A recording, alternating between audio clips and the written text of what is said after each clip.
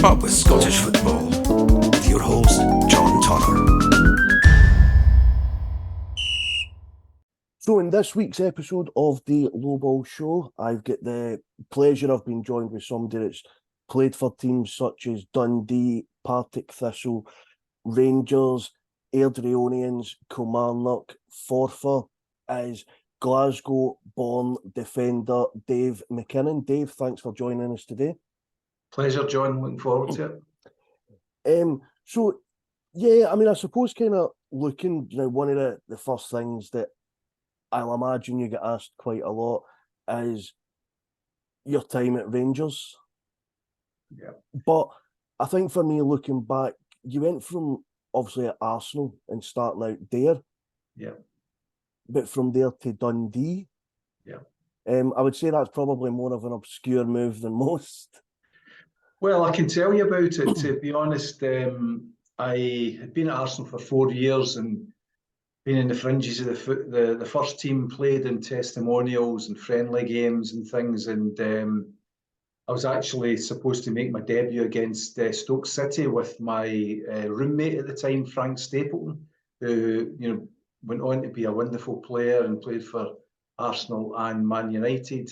The two of us were told on the Monday by the manager at the time to get ourselves prepared for the game on Saturday. He couldn't guarantee you'd be playing, but when the manager tells you that, you're in. And as luck would have it, unfortunately, on the Wednesday training, someone went over the ball and I broke my metatarsal before it was a thing that people knew of, with David Beckham. So it was basically a bone in my foot, and that was it. There was no way I was playing, and I had to get a cast on my foot and my ankle. And when the game was played on the Saturday at Highbury against Stoke, I was sitting with my leg up and my digs on my own. Frank Stapleton indeed made his debut and did very well, and I was listening to it on the radio. And it was, at the time, it was very, very difficult because, you felt really low. But I got over it. One of the things in football is in life, you're hit with many challenges and many things that could destroy you. But I used it as a positive and get back and basically, again, get back into contention. But I made the decision, stupidly rather, that I had a contract at Arsenal, a couple of years contract, and I played against Dundee in a pre-season friendly and was asked to go and play with them, guaranteed first-team football. And at 20 years of age, I decided to go to Dundee. It was a decision that I regretted very, very quickly. But one of the things that I did was I turned it negative into a positive. And 14 years later, I discovered why I'd signed for Dundee when I scored a winning penalty for Kilmarnock to get them promoted. So this is what happens in life. You make decisions, good and bad, but you have to get rid of the debris and eventually put it in its place. So that was my career at Arsenal. I should have stayed there, to be perfectly honest. But a lot of things have happened to me in life since that would never have happened if I'd stayed at Arsenal, to be perfectly honest. So I take it as a positive. I wrote a book after an accident and decided to lay a lot of ghosts to rest, and one of them was leaving Arsenal with a contract. And it's now, it's gone. I'm content with it, and that's a good thing to have because, as I say, I carried it around me for a lot of years. Yeah, and I suppose, and you know what, I totally agree with with your vision on it. Like, it's gone. A lot of things that you've experienced may never have happened if you didn't move away. The kind of highs of the career. But I suppose the one thing that I do need to ask is, I assume the facilities were slightly different kicking around Arsenal to Dundee. Well, you're absolutely right. And, you know, as I say, I was at Arsenal since 16. So I was used to marble floors with underfloor heating. When I went into the Arsenal first team dressing room, I was presented with a toweling dressing gown with monogrammed initials on it, slippers for coming out the bath so that you didn't get any kind of nasty infections in your feet. And I'm talking about Arsenal, by the way, so it's only talking Dundee. So I then go to, and also London Colney, the Arsenal's training ground, so just north, nearly to St Albans, and it was just unbelievable. There was probably about 10 pitches. There was a show pitch, which was modelled on Highbury, perfect. The groundsman looked after it, and it was luxury, to be honest. I then go to Dundee, and basically I go in, and Gordon Strachan was a player there at the time, and Gordon and I got on very well. And I said to him, right, okay, where's what happens with the training gear after training? And he says, what do you mean? I said, oh, is there somebody collect it for the laundry? He says, David, let me take you somewhere. So he took me this place between the two dressing rooms, and it was like a big cupboard that opened up, and it was a hot cupboard, and there was like rails where you hung up stuff. So you took out a frame, a metal frame, and you put your top, your shorts, your tracksuit, your socks in it, your towel, and you put it in there. And the next day you went and collected it, the same gear, and put it on. And that happened every day. So by the end of the week, particularly if it was raining, it's muddy, you're going in a smelly kit, which was caked full of mud, and you had to put it on. Conversely, at Arsenal, you get a fresh kit every day. If you're training twice a day, you get a fresh kit in the morning and a fresh kit in the afternoon. So that was a big difference, to be honest. And also, when you played at training at Arsenal, you get match balls. You know, you get new balls. Yeah. And at Dundee, you get, you know, these old crappy balls. But I tell you what it did. It brought you down to earth, and it made you think about your game as a player rather than the luxury that you were surrounding it. And so, again, I've glazed over that because it wasn't as good as I'm saying. But, you know, I put it in a box, if you like, because I knew that once I signed for Dundee, there was no going back to Arsenal, and I had to concentrate on my game, become better as a player, and then get a big move, which I did later on. Yeah. And just in the final part of Dundee, and I was kind of glad you'd mentioned Dave, now Strachan being there at the time. Obviously, you hear a lot of stories and things about, you know, players and, you know, the kind of maybe more boisterous ones, and, you know, the kind of kidding about. What was Strachan like in and around the changing room? Funny guy. He's got as we know and we've seen in his interviews and TV, he's got a very dry, wicked sense of humour. And every situation, he thinks how he can actually turn it into a bit of humour. That's first and foremost what he does.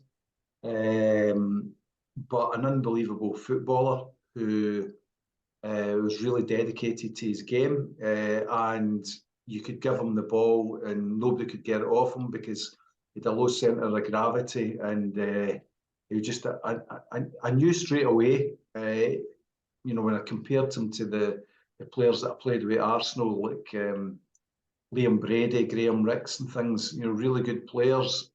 Gordon Strachan was an equal to them, in fact, probably better in some cases. And he, you know, I knew that he was going to go to a high level, but, you know, really good player. We keep in touch even to this day because he's very loyal to people, Gordon. And I've got a huge amount of time for him because he's genuinely a good guy who wants to do the best. actually, when Tommy Gemmell was the manager at Dundee, and he taught me, how to take a penalty kick, for example. But Tommy, when he became the manager, he didn't want players there that played with him as a player. He wanted to clear it out, and that was Gordon. Gordon get transferred to Aberdeen, and I get transferred to Partick Thistle. And I remember it was actually the first away game that I played for Partick Thistle. It was against Aberdeen at Pittodrie. Partick Thistle were an absolutely brilliant team in those days. We were third, fourth in the league. Really, really good team, great players in it. And I remember going up to Pittodrie, and as we were warming up, Gordon said to me, says, that was good you get the move. And I said, well, just like you. I said, how are you doing up here? He says, oh, they hate me here. I says, what do you mean they hate you? He says, they hate me. He says, really hate me as a player. And I thought, you're winding me up. And then from kick-off, he get the ball, and the Pittodrie crowd started booing him. So he was right, but he turned them round and became a great player for Aberdeen. Then went obviously to Man United, which was a great career there, and then became a manager. I didn't think he would be a manager, to be perfectly honest, because there was a lot of nonsense in his head. But obviously, as he got older, he got rid of that, and he became a really good manager because he was 100% committed to the game, really 100% committed. So, great guy, and I've got a lot of time for him. And you'd mentioned as well about the Partick Thistle and moving there, and looking, when you were at Dundee, about looking forward to that big move, and obviously it kind of came from Partick Thistle going to Rangers. Yep. Was that kind of where you felt yourself, like, the years before coming over to Dundee, that where you felt yourself the level you wanted to go to here? Well, I think the thing is, I always believed in myself as a player, and going to Arsenal, there's not many people get the opportunity to go to Arsenal, and I went there, and I performed really decently, but for injuries, as I've explained, and various things, I could have been there for a number of years, but I was motivated by getting back to a high level. Dundee was great education for me, got me back focused on what I had to do. Partick Thistle was even better, because when I went there, Bertie Auld was the manager, and he was a very, very difficult manager, very high standards. He obviously won the European Cup with Celtic. He was an incredible character, that he was very intelligent and created an us and them between him and the players. Some of the things he did was just outrageous. So the players were actually great for each other, because we were actually playing for each other. We weren't playing for the manager at the time.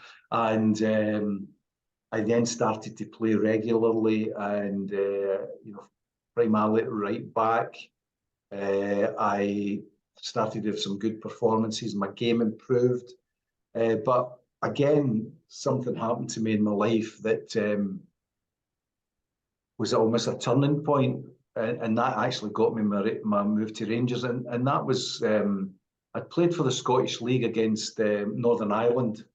Been picked for that, and Jock Stein was the manager, and he graciously said to me after the game, I'll need to keep my eye on you, because you've done really, really well. And I was playing right back, and I thought, you're just being nice to me, because at that time, Sandy Jardine, Danny McGrain, John Blackley, John Brownlee, George Burley, Ray Stewart, all competing for the right back position.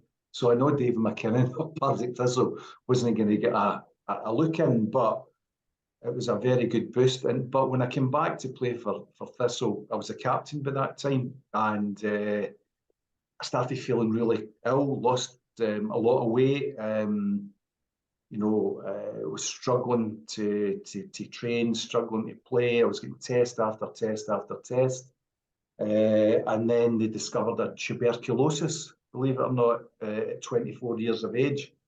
and I went into hospital. I'd had a scan in my kidney, and my kidney was damaged. It came into my kidney, my right kidney. So I got into hospital, supposed to be for an exploratory operation, but what they did was they had to take my kidney out because it was so badly diseased by tuberculosis. So suddenly at 24, after played for the Scottish League and being the captain and doing really well in my career, I was told, you know, unofficially that my career was over.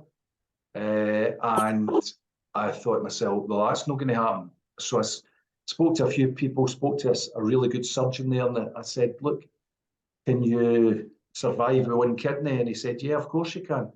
I said, right, okay. I actually started to get some really nice letters from people from around the world that had seen it in the press, saying, look, I've only got one kidney. I've had it for, lost it 20 years ago. I'm okay. I actually got a letter from a Real Madrid player at the time called Santillana, who had only one kidney, and told me that it didn't really affect him. And that was a great boost. And then I was determined to get back to fitness. And during that time, I was out for 6 months. And during that time, what I did was I took the time to think about my career, think about my football, think about, was I doing things right? What should I be doing? What do I need to do to get myself a big move? And one of the things that happened at Arsenal was I had a really good mentor in Alan Ball, World Cup winner in 1966, an England player, who really looked after me. And he said to me, Davey says, you need to be a player that runs from the first minute to the last, because people will notice you. You need to go in and win headers, win tackles, and really just keep yourself going throughout the game. So at the end of the game, everyone that's watched it said, by the way, what a player that is. And when I came back after 6 months, I get back into the team and my game changed, because, previous to that, I would play in fits and starts. When the ball was my side, I would play. When I was involved in it, I would play. But what I did was I was determined to get the ball from the start and really start performing. And I remember I played against Rangers for Thistle that season, and John Gregg, said to me after the game, did well there, did well. And at that time, believe it or not, Partick Thistle were beating teams like Rangers and Celtic. Yeah. We were beating them 1-0, 2-1. So we were winning the Glasgow Cup, which was a big thing in Glasgow at that time. We beat Celtic in the final 1-0. So we were a match for Rangers and Celtic, and both of them hated playing against us because with some really good players, in the team, Alan Rough, Brian Whittaker, Jim Melrose, Maurice Johnston, Colin McAdam, just to name a few. And we were formidable. And, I thought, well, that was nice of John Gregg saying that to me, because John Gregg was my hero. My dad was a Rangers supporter and used to take me Ibrox, and John Gregg was a player that I thought, this is a player. And lo and behold, Partick had a change of manager. He came in and he said to me, I'm going to sell you, get some money in so I can change the team.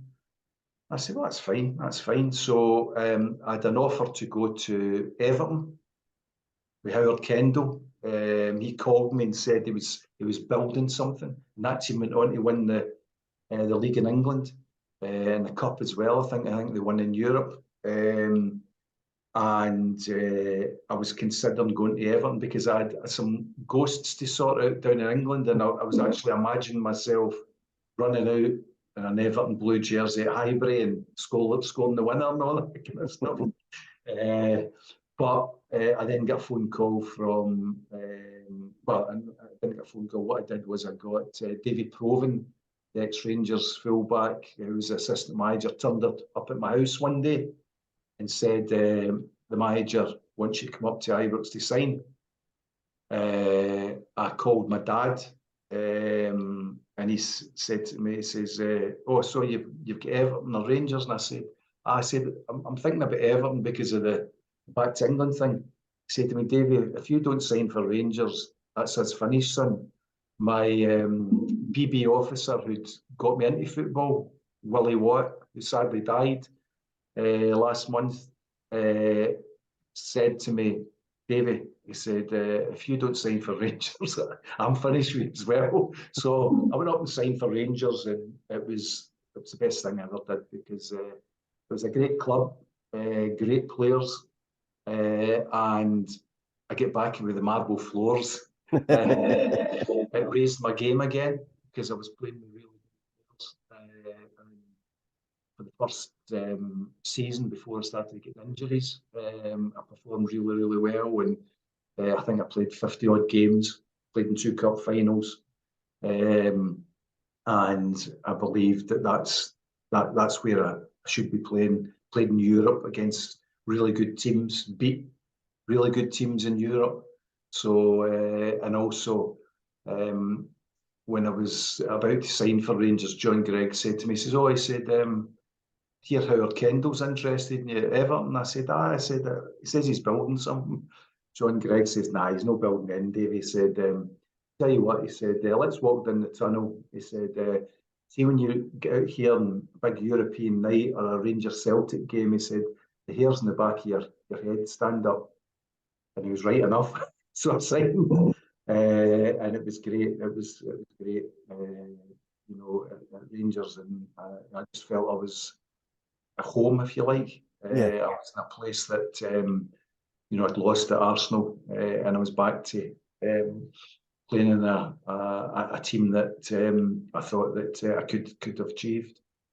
And I mean, obviously, the length of time you were at Rangers and the move in there, what was it like now having, from like fans and things, those expectations? Because obviously prior with you being at, Partick Thistle and Dundee, I imagine when you moved to Rangers, the just nipping down to the shop became a wee bit different. Well, I actually had a shop at the cafe usage. So people used to come to see me, but I was quickly told by when John Gregg left and Jock Wallace came in that I was basically I had to get rid of the shop. So that ended. But I know what you mean. It was a surreal experience, because all footballers, when they go up the ladder, if you like, they don't change. They just don't change as people. They're the same people. They're the same, hopefully grounded people. Some of them get a big head and it doesn't last for long. But there's always somebody in the dressing rooms telling you to, get concentrating and forget about being a Billy Big Time. And so players don't change. But what it did, I think, was it was a strange kind of thing. I used to maybe be walking down the street and, people, men, supporters obviously would come up immaculate in their suits and, obviously doing very well for themselves. And they start to get very nervous and present a bit of paper and a pen. Did you sign this? And they were really nervous. And I would obviously do that. But, the fans, one of the things that you can't kid fans. You can't kid them on. You can't go out onto the park and, no give 100%. And that's, people can say various things about you as a player during your career. But one of the things that I always did was I gave 100% on the park. And that was partly the thing with the indoctrination by Alan Ball, telling me about how to perform.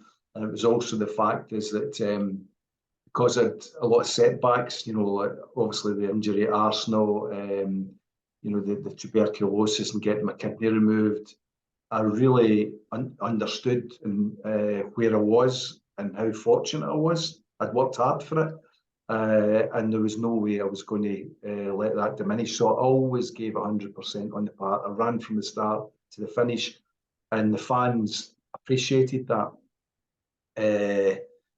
And I still to this day get people saying to me, you know, I used to like you because you always gave 100%. Yeah. And that was great. And that was great. So I always got a really good time for the fans, because even the Rangers went through a kind of change time then. You know, the players, you know, had left, the legends. Sandy Jardine, I followed Sandy Jardine. He's such a wonderful man and a wonderful player. But he wanted to go and be the co-manager at Hearts with Alec MacDonald. Tommy McLean retired, Paul Forsyth retired. So there was a transition period, and but the fans understood, and the fans were great. They were always great to me, irrespective of the result. And you know, I had a great relationship with them, and I was very, very honoured. In my first year at Rangers, I got something like 35 Player of the Years from the supporters clubs. So that was great, and that really made me feel proud to be a Rangers player. Yeah. And talking again about the kind of Rangers aspect, and just be you touching on there about the people that had left and the bit of the transition, what was the dressing room like? You know, we see the fans, and you know, when transitions happening, now you see how great the fans were and sticking, but what was it like sitting in the dressing room with that going on? Well, I tell you, I got a really positive thing from the start, because one of the things that, because I played with Arsenal, they really taught me how to be a defender first and foremost. So I knew how to tackle, I knew how to play wingers, and I played against Davy Cooper many times, and you know, I got the better of him quite a lot of these times, and he was always very gracious, and he was always saying to me after the game, "I'll need to keep my eye on you." He said because you know, you obviously know how to play against me. And I said, aye. I said, well, I'd been taught how to play against George Best, so you're in the same bracket, Coop. So that made him smile. And when I went to Rangers, I was actually coming in the corridor, and Davy Cooper came out the dressing room. He says, "Oh, is that you arrived?" I said, "Aye." And he had a great wit, Davy Cooper, and he basically said, "Hold on a minute," and he went in the dressing room in front of me and opened the door for me, and he said, you know, in a loud voice to everybody in the dressing room, you know, Derek Johnson was there, you know, great player, and Peter McCloy, legends of the club, and said, "This is Dave MacKinnon, our new right back." He said, "I'm glad that he signed for us." He said, "because he was my most difficult opponent." He said, "and he'll run through a brick wall for us," and everybody started clapping. And I thought, well, that's a good start, thanks. But that was Davy Cooper. That he knew how to lift you and how to support you, and that really, you know, opened the door for me, because people in the dressing room, well, if Coop respects you as a player and as a person, then they did the same, and I very, very quickly found my way into the team. And when I went there, John Gregg and Tommy McLean, tactically what they did was they get the goalkeepers, Jim Stewart and Peter McCloy, to roll the ball out to the fullback. So me on one side playing right back, Ali Dawson on the left, and that's how they would start the game. Goalkeeper didn't kick the ball very often, and I would get the ball at right back and look up, and it was the easiest thing in the world for me. I'd Davy Cooper coming short for the ball, Bobby Russell inside wanting the ball, Jim Bett wanting the ball, Robert Pritz wanting the ball. I'd look along the back line, John McClellan, Craig Patterson. If they were you know, basically marked, I would then look up front and I could bump up into the channel for Derek Johnson, who was supported by John McDonald. So it was easy for me to play in that team, because as soon as I got the ball, passed it. And then what I did was I would run into position, get the ball back, maybe pass it again. And before I knew what was happening, I was in the final third, and I used to cross the ball in for Big Derek, and that was it. So, and make a couple of tackles. So how easy could it be? But it was great for me, and you know, being part of that dressing room was, you know, what made you respect. There was a great respect for everybody. They respected the job you did, and John Gregg was a great manager, and Tommy McLean a wonderful coach, because when you went on the pitch, you knew exactly what your job was. Don't do anything that's not in your job description. Just go and play, and that's what it did, and it was great, really, really good. And you know, from the kind of time and the you know the memories and the achievements that you had at Rangers, was it difficult when you had to when the time came to leave that? Well, it was really difficult, but it was circumstances. And as I said, I rationalised that very, very quickly, because, you know, football in those days, you know, well, there was supposed to be different as far as like injuries and things like that are concerned, but, you know, found out there's a lot of things going on just now which, you know, we've not really moved on from. But what happened was John Gregg sadly was pushed out the door by some in the board of directors, which I didn't think was the right thing, because he was Rangers through and through, and such a gentleman, and he would have sorted things. But the boards were wanting to sell players. They sold some players. Jim Bett was a big loss. He was a wonderful player. And other players, Derek Johnson, went to Chelsea. So they started to break up a team which I thought was a decent team. And John Gregg was put under a lot of pressure, and again, eventually just resigned. Jock Wallace came in, wonderful man, a totally different character. And him and I got on well, but I started to get some injuries and some illness at the time. And I actually played and, you know, damaged my knee. And I think this was probably January, February, when I get this knee injury. And in those days, they didn't really go in for a lot of scans. So they thought it was a ligament damage. I thought it was a bit more. And I then got operated on, I think it was just the end of March, beginning of April. I'd actually torn my cartilage. So I was out for 2-3 months. And as I say, end of March, beginning of April, I get the operation to remove my cartilage. 2 weeks later, I'm on the treatment table, and Craig Patterson gets injured in training on the Friday, and Jock Wallace comes in, and basically I'm 2 weeks after my operation. And Jock says to the physio, is he fit for Saturday? The physio says he's only just had an operation. And he came up to me and he said to me, Skippy, that was my nickname at Rangers. Skippy, he said, you'd run through a big wall for this club, wouldn't you? And I said, aye, absolutely. He said, we're playing Celtic tomorrow at Ibrox. He said, Big Craig's damaged his ankle. He said, how do you fancy playing centre half? And I said, absolutely. So I went on the park and played, damaged my knee again. It was a 4-each game, you know, really classic game. It's on YouTube. I scored the 4th goal, the Rangers, to make it 4-3, header.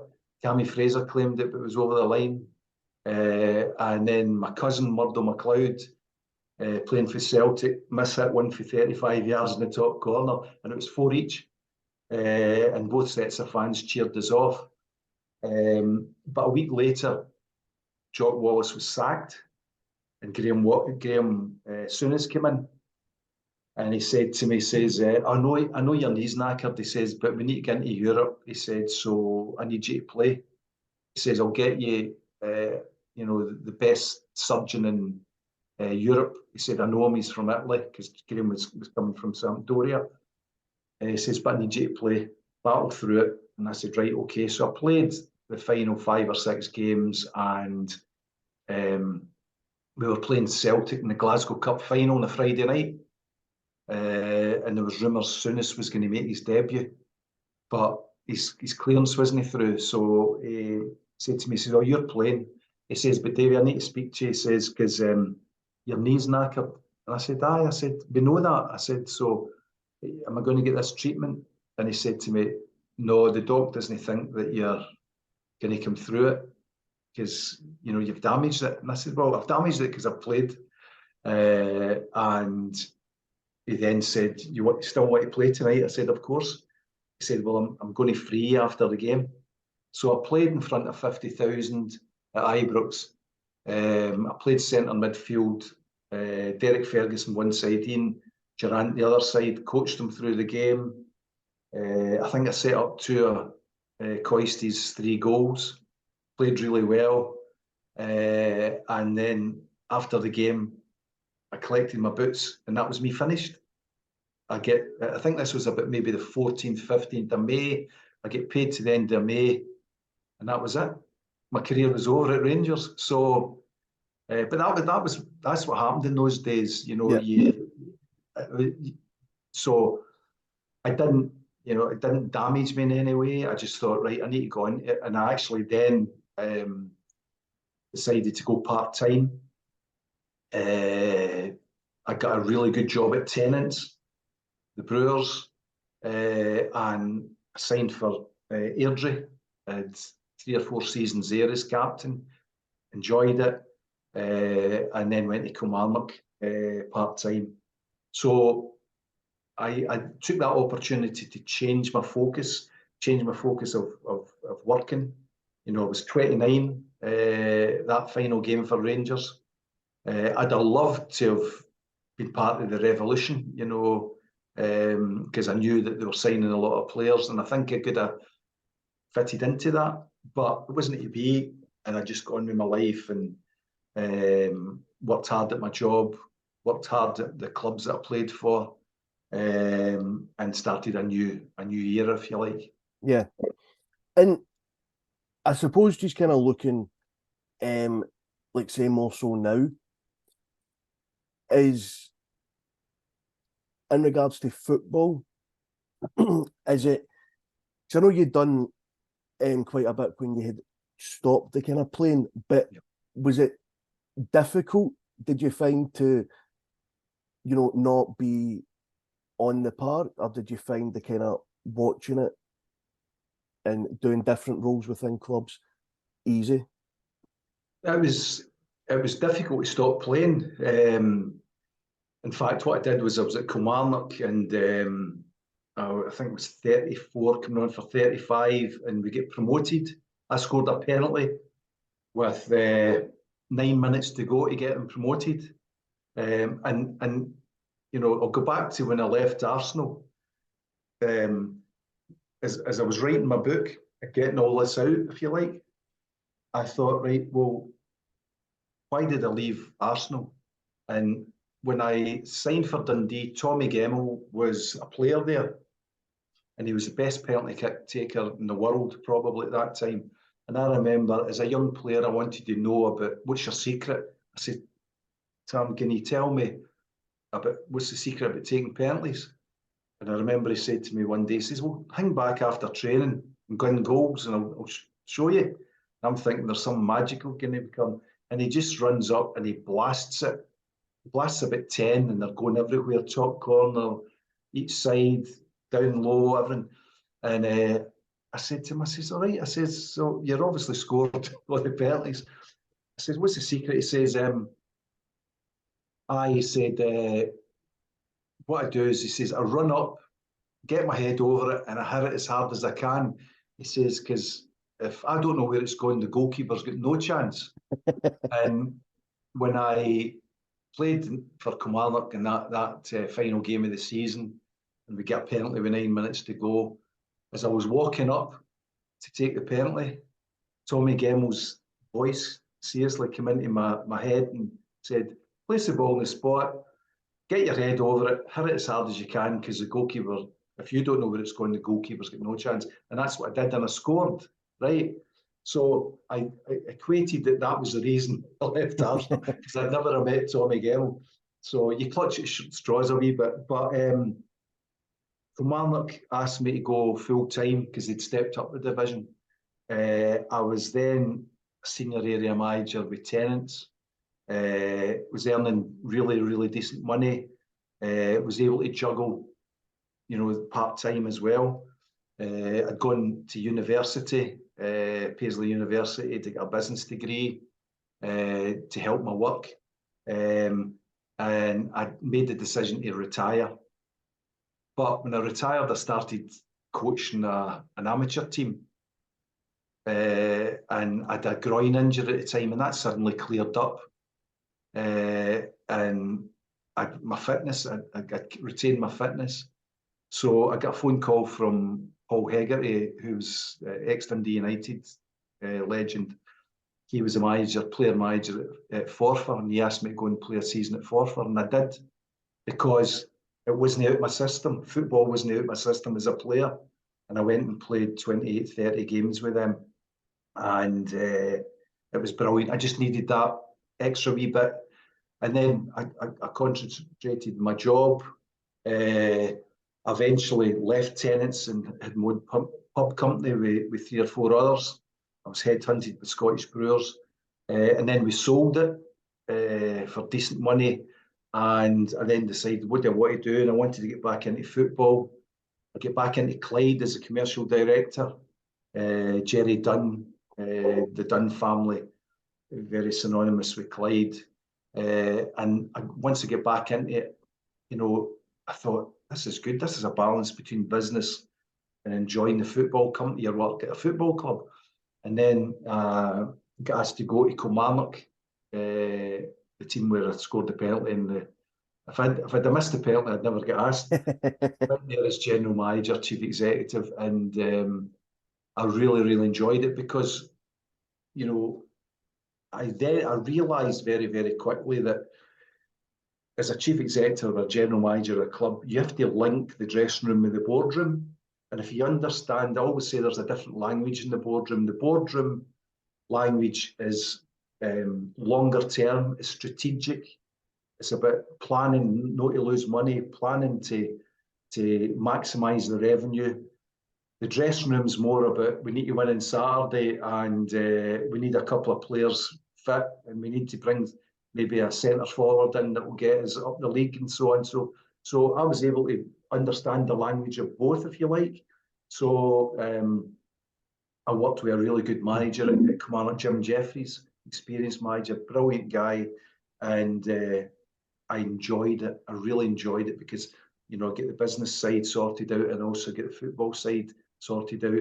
And plus the fact, Jim Jeffries said to me, he said, we had to take £1 million out of the playing budget from the start because the bank wanted us to cut the money. And Jim said to me, he says, Dave, he says, if you weren't a football guy, I wouldn't be doing this. He said, so let's get it done because you're a football guy. And I thought, well, that's great. And then I went to Dundee in similar position. And again, brought Alec Ray in as manager for his first managerial stint and started to, really enjoy it. And so as far as did I miss the football? I think whilst football, every player will tell you they miss it. Some of them are still playing walking football, and I'm maybe trying to get into it. So you don't need a lot of pace, but playing is the best time of your life, and sometimes you don't appreciate it till it's gone. Yeah, I remember getting into the team at Arsenal when the older players saying to me, "It's a short career," and I'm 20 years of age, and I'm saying, "No, it's not. No, it's not." And then I suddenly became the old player, Kilmarnock and Forfar, the experienced player, and it is a short career, but that's why you see so many players leaving football and getting into coaching. I think there's a lot more of them should be getting into football in an executive role because I think there's far too many people in football that don't know the game. They think commercially first and foremost. They don't understand the football side. They don't understand the emotions of football. They don't understand that if you say the wrong things to footballers or managers at the wrong time, it really can blow up in your face. And I think that you have to understand the language of the dressing room and the boardroom. And I see some clubs when and this is not being disrespectful, but it's just I see some clubs that have got chief executives that they're basically not interested in the football side. And I find that really, really strange where, if the football's not successful, the rest of the club can be commercially making millions, but the fans want success on the park. They want to know that the football side's doing well. So if you don't get the football side right, you can forget the rest, to be honest. Yeah. And, I do totally agree. In doing what I do, we're doing this. And again, without any disrespect, it's not about people that have came on. It's just in general and discussions I've had with people in clubs. I very much can tell at times with conversations, chief execs that are very interested, very on the ball in conversations we have, and then ones that now don't even openly say that the performance doesn't interest them.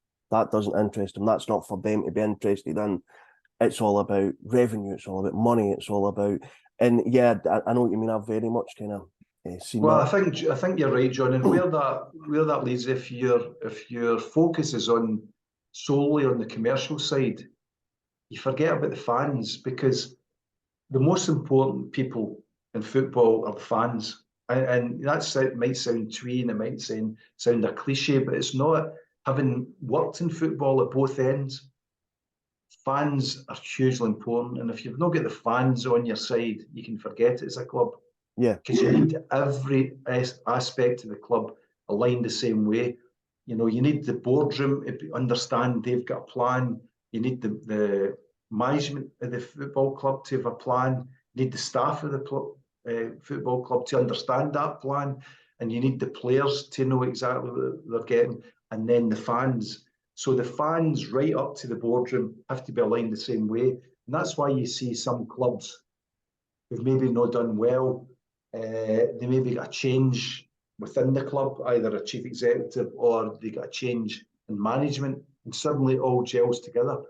And I know of a few clubs at the moment, have got the right person in, and they're performing beyond what their expectations are, and subsequently the fans are delighted.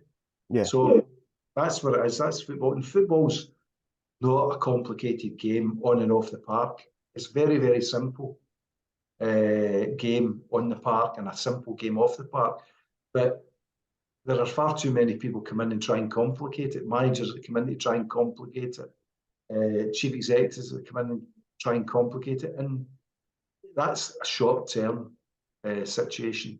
And you'll never succeed with that. That's just my view. Having experience of 20 years as a player and 15, 16, but more than that as an executive in football. So that's my understanding of it. And I don't think I'm far wrong, to be honest. Yeah, no, definitely. And just kind of the final, I've got two very quick questions to ask. And as I say, Dave, I really appreciate your time. Oh, it's great, John. The first one is, if there was to be a film made about your life, who would you choose to play you? I don't know. You don't get many ginger actors there. James McAvoy probably, or something like that. No, I don't know. It'd have to be Scottish. I think that's the thing. I don't know. It's a very, very hard question, to be honest. And I wish I get prior knowledge of that. But one of the things I think you'd like is in football you get if it's acting, you have to ensure that they've got a wee bit of skill, football skill. Yeah. Actually, I'm from Gourock, lived in Gourock, and one of the guys that I bumped into and know down here is Martin Compson, the actor, who's actually a brilliant player. He's a wee bit shorter than me, but I think a bit of heels he could maybe carry off. But he would certainly fulfil the football side because, as I say, he's a brilliant player. He was Morton as a young player. That's right, yeah.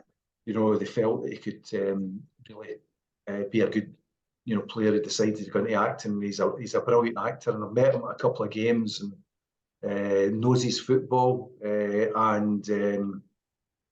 So Martin Compson, he would need maybe a wee rinse with the hair, but he'd sort the football side out.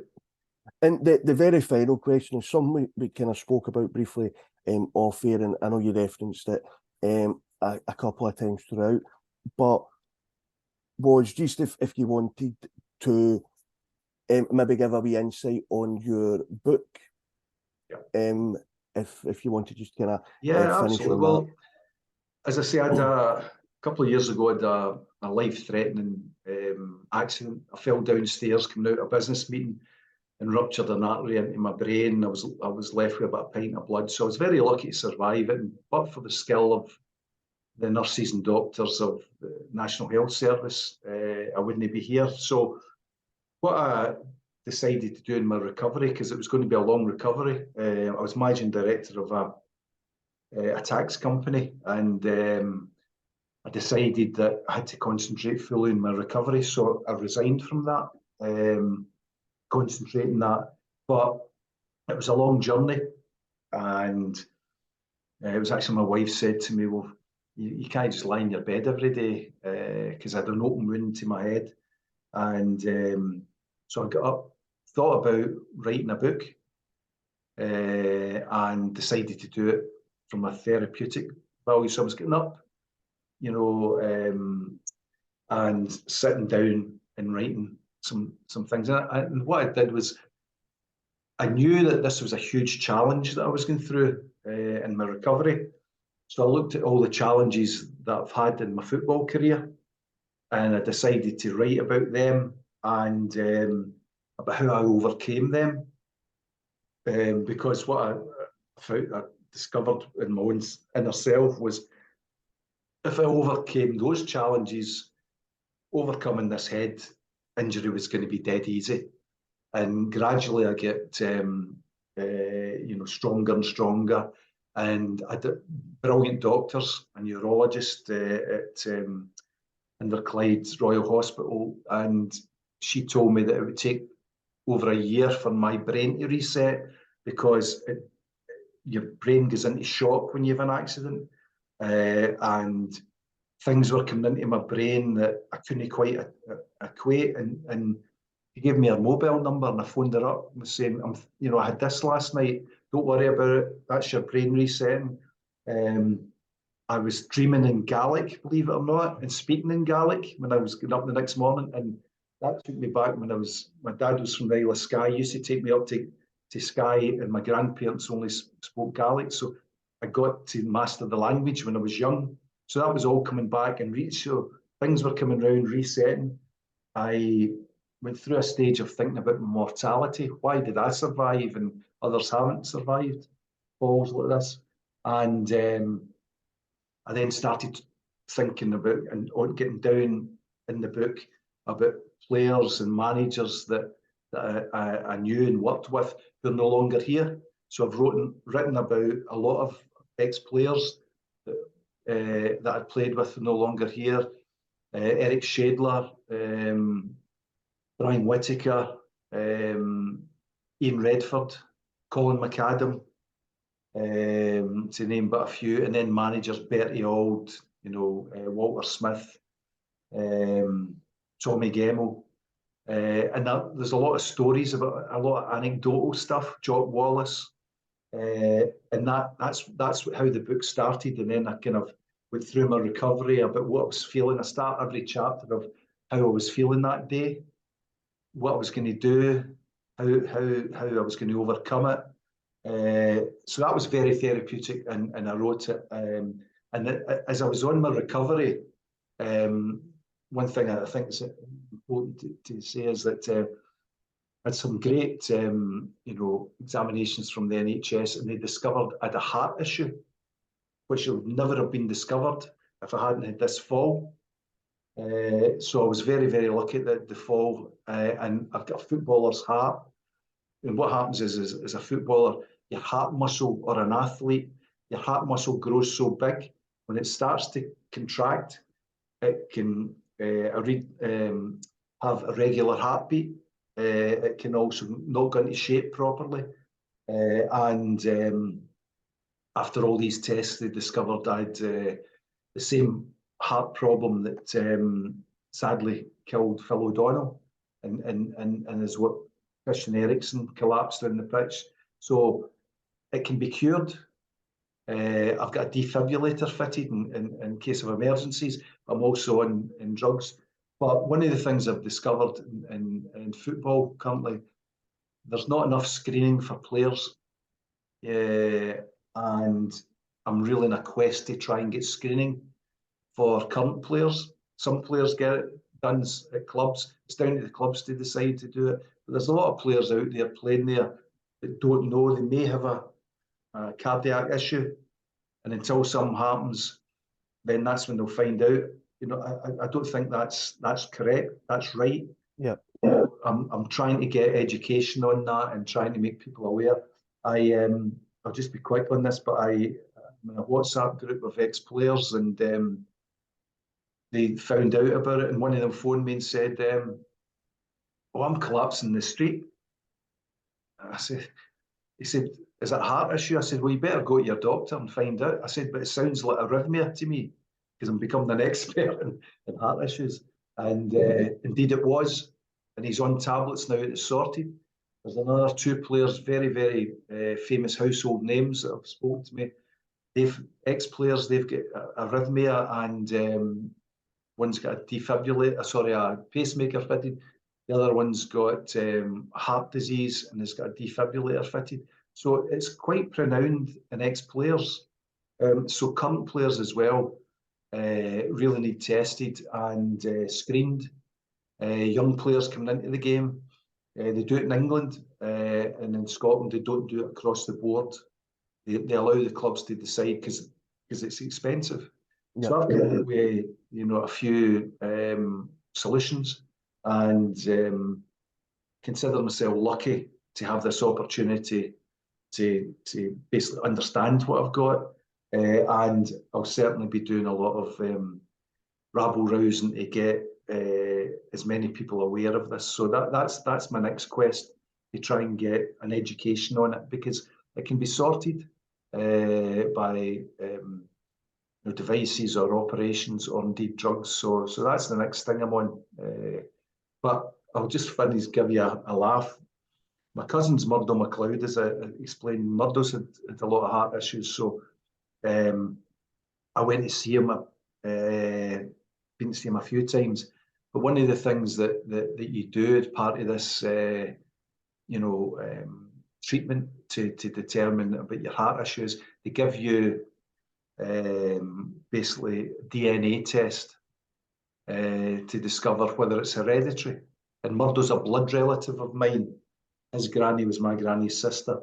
So any of my relatives, they've got a 2-in-1 chance of having this. So they have to go and get tested.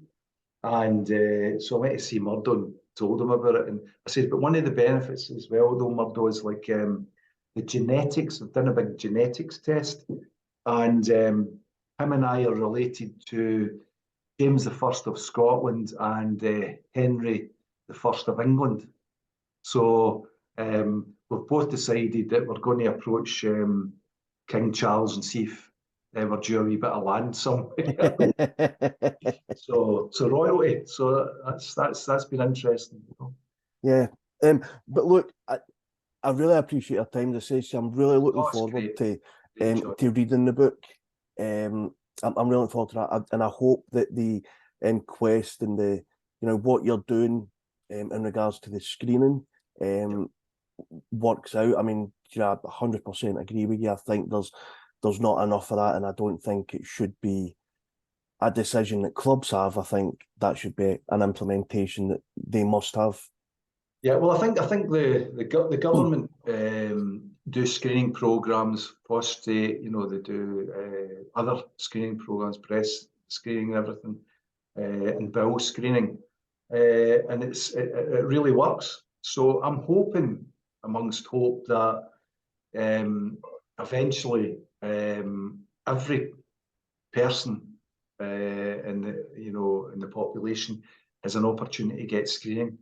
Because once you do it, if you've got an issue, it can be sorted. It can be sorted. So that's my mission. And this, I'll give you facts, because one of the things I've found out, there's lots of facts about it. In Italy, there was like everywhere, people die of heart disease, and particularly athletes. You hear and you pick up the paper, every month or something, or every week, and you hear about, this young player at 27, he went to his bed and didn't wake up because of a heart problem that was undiagnosed. And in Italy, believe it or not, in the 80s, early 80s, they decided in certain regions to do screening. And there's a Italian province called Veneto, and they did started screening in the 80s for all their young athletes. And they've had an 89% reduction in heart attacks and deaths from young athletes. So that tells you something. Yeah. So I think that's the way to go.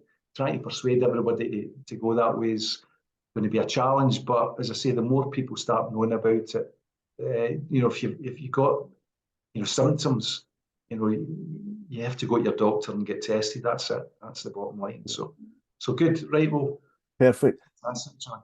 Magic. Look, really appreciate it. As I say, really look forward to reading the book, and best of luck with the kind of new venture on the screening.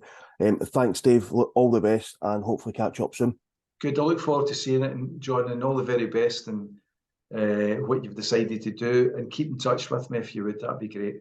Perfect. I appreciate that. Thank you. Right. Take care. Pleasure. All the Thank best. you. Bye. Take care.